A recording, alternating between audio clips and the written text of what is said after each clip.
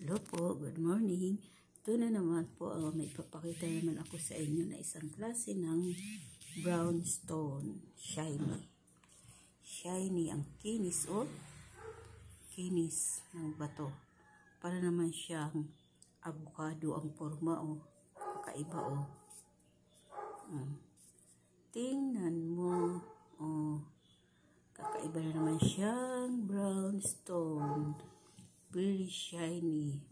Yan, testingin ko naman kung siya ay kagalaw, kung buhay na buhay rin siya na tulad ng mga tinisting kong ibang bato. Ayan, try ko testing. Kung gagalaw. Try.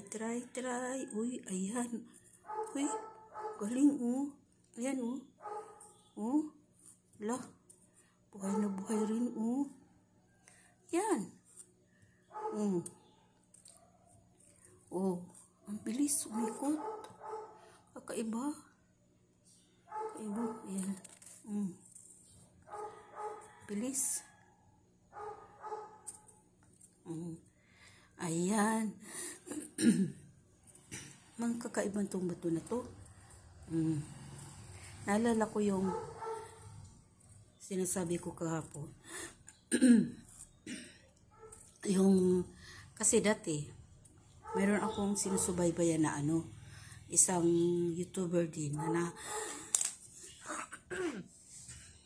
siya nandun sa Canada. Yung mga nagtitinda, yung may tindahan ng bato sa Canada, na sari-saring klase ng bato kasi may mga healing stone na na binibinta sila.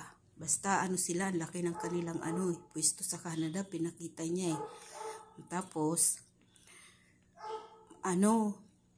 mayroon siyang binibili dito sa Pinas na yung mga kinatna na bato, mga jadestone.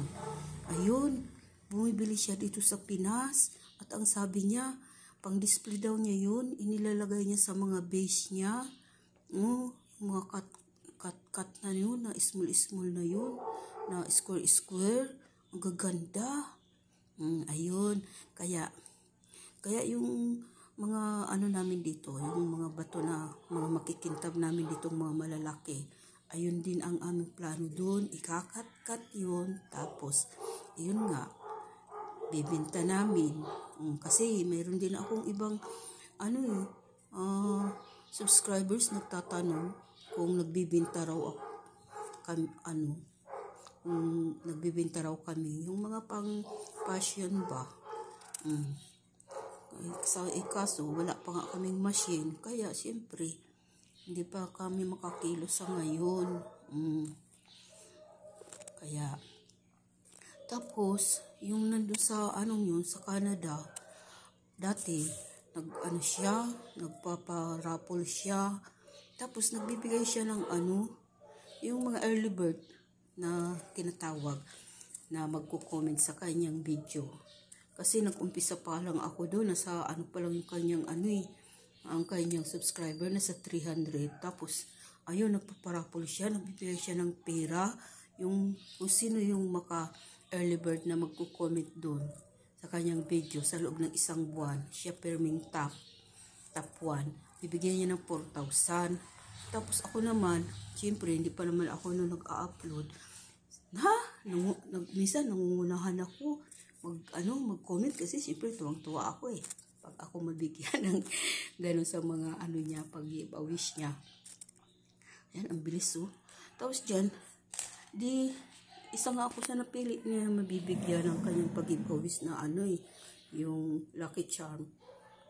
Kaya lang, hindi na niya naibigay sa akin yun kasi siyempre, Canada yun alangan na yun lang ang ipapadala niya.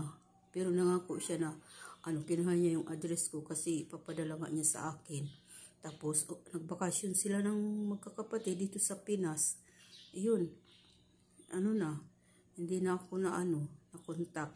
Pero okay lang yun sa akin. Kasi nag-umpisa pa lang ako noon manood sa mga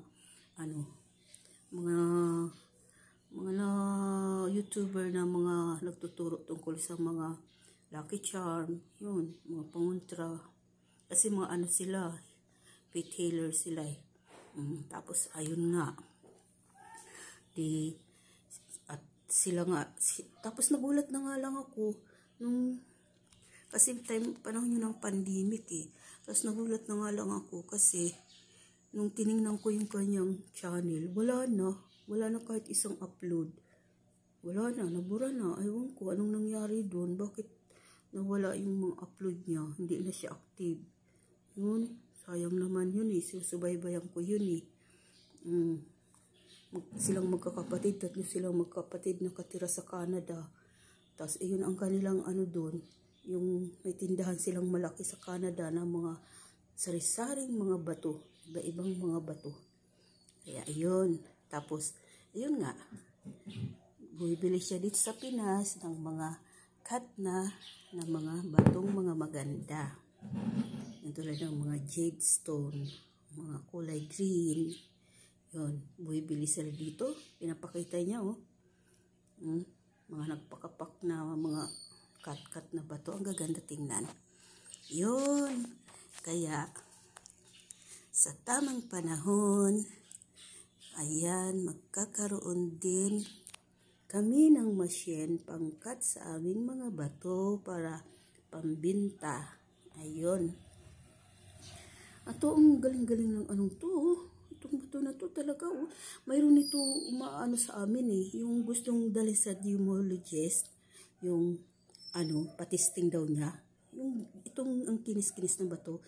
Dalawa to eh. Na napakakinis na ganit na yung pinakita ko. Yung parang heart.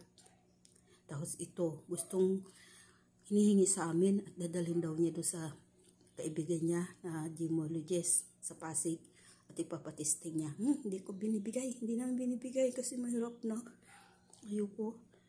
Tapos yung binigay namin doon sa kanya, yung parang meteorites. Ayun. Hindi daw yung meteorites. Sinabi, lang daw, manganese stone. Yun. Tapos ito yung gusto niya. Tapos yung isa pa. Meron pa yung black, dalawang itong ganitong brown, tapos yung isa black kasi baka daw karbonado.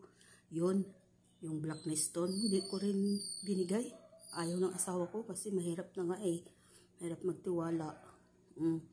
Kaya, ito lang, dito na lang muna.